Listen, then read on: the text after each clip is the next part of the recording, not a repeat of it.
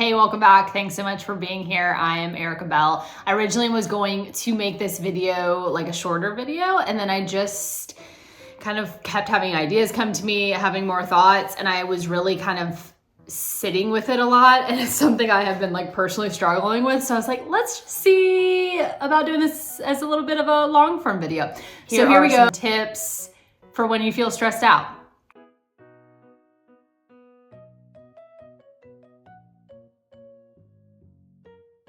The first thing I do is pray about it. Now, if you are not religious, just taking a moment, closing your eyes, taking some deep breaths, anything like that, really can kind of help focus and ground you in the present state, right? Not that you're so happy about that present state, but it can kind of just calm you down a little bit, get your head right, okay? Before you then take on the rest of tackling the stress. So you kind of can exhale a little bit, chill out a little bit. So it's interesting because, let me back up a little bit.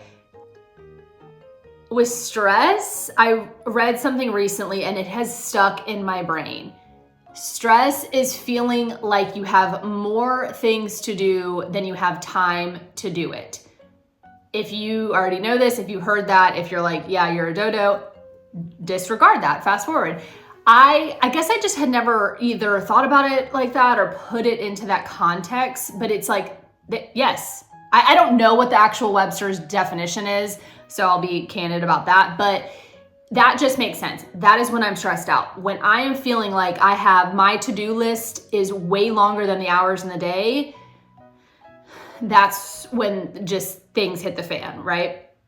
But what's funny too with being stressed out is sometimes I do it to myself when I make my to-do list, but I'll get to that. But it's that feeling, and everyone I think can relate to that no matter what age you are, what stage of life you're in, where you're like, okay, I've got more to do than I have hours to do it. So this is gonna help with some of that.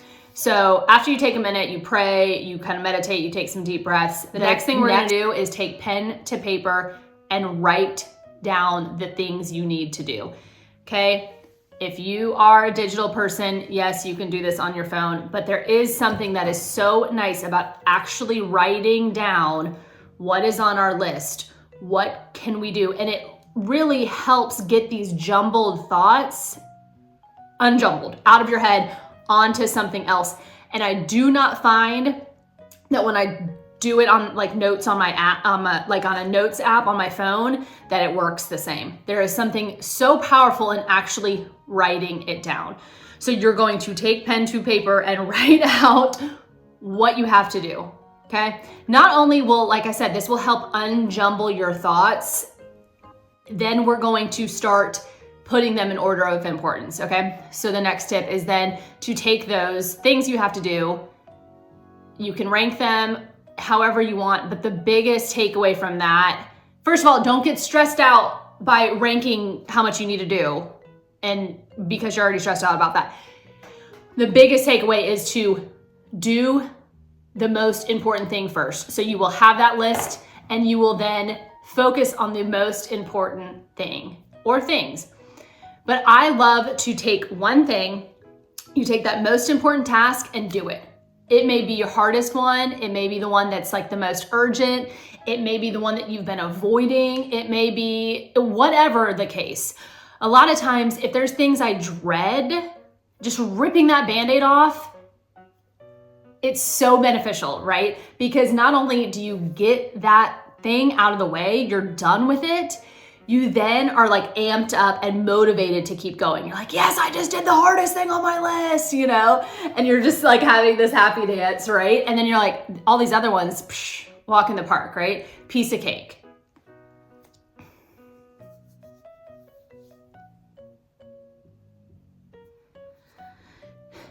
You will then decide on that list. So after you do the most important thing, it's done.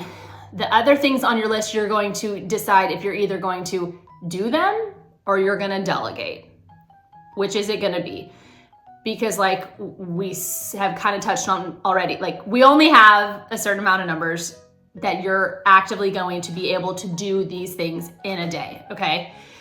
All these things on your to-do list, some may be work related, some may be kid related, some is just life related. Who knows what it is, but you only have X amount of hours to get it done.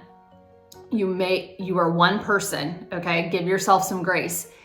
If there are things that you must do, then you know that you're gonna have to do those things. But if there's things, if your list is this long and there's things that you can delegate, then that is a really wise choice, right? Maybe you pay someone to do your laundry if that is on your to-do list and it's just overwhelming you. Maybe you pay someone to clean your house if that's on the to-do list.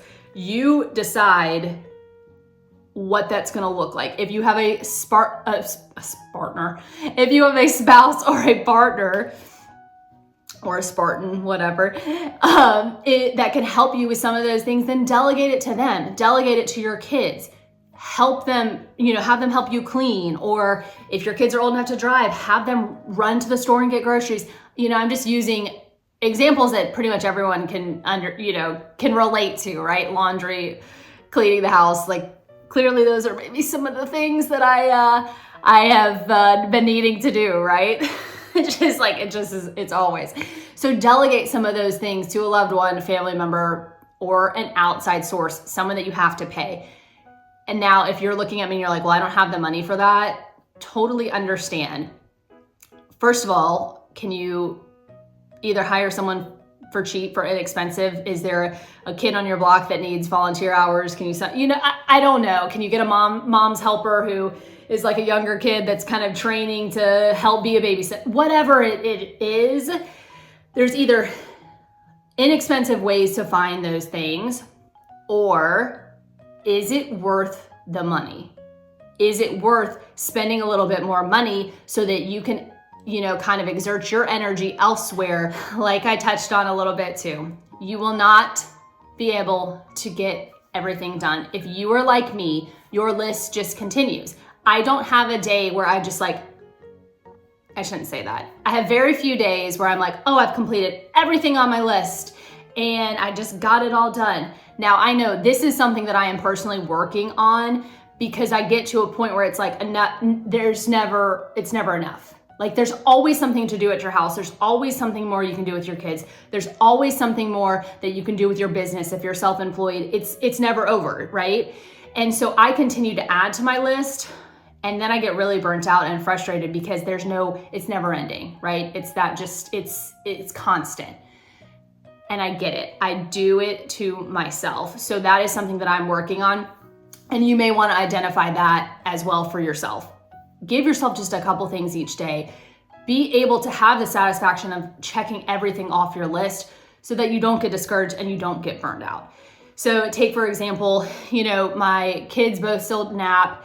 So on the weekends, sometimes I do nap with them, which is like the nicest luxury. I just adore a nap. But I had a bunch of stuff to do. I decided I'm not going to lay down with my daughter. I'm not going to take a nap. So I wanted to get stuff done. Okay, well then, lo and behold, my son was like going off the charts, not wanting to like take a nap. I ended up having to lay with him. Okay, this is probably God telling me I need to rest. And so we will save that for another time. But I got so frustrated because I was like, oh, I was going to use these 2 hours to get more stuff done. And then it just hit me. Erika, you are never going to be able to get it all done because you're doing it to yourself. You keep adding more.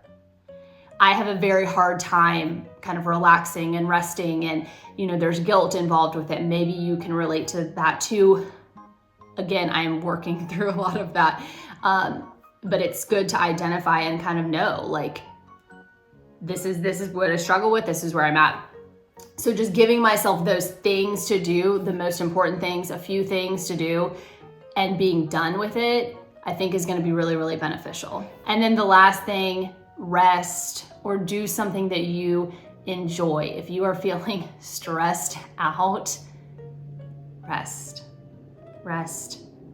It is necessary. This is not something that you earn. This is not something that you have to work towards. You deserve to rest simply by being human, right? It is difficult sometimes just to be alive, okay? You deserve to take a break. You deserve to do something that you enjoy. And when you do get some rest, you will come back more rejuvenated. You'll feel like, you can kind of handle things a little bit better. Or like I said, if you just do something you enjoy, laugh, go for a run, release those endorphins, get your mind kind of back on track where it needs to be so that you can then handle the other things that are stressing you out. Or maybe by then, after doing these things, you will be less stressed in general. So that is always beneficial.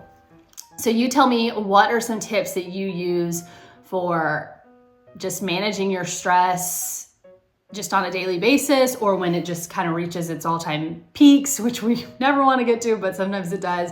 Let me know in the comments. If you like videos like this, please like, subscribe, share, all the things. It's free to you. It means the world to me. I'll see you guys soon.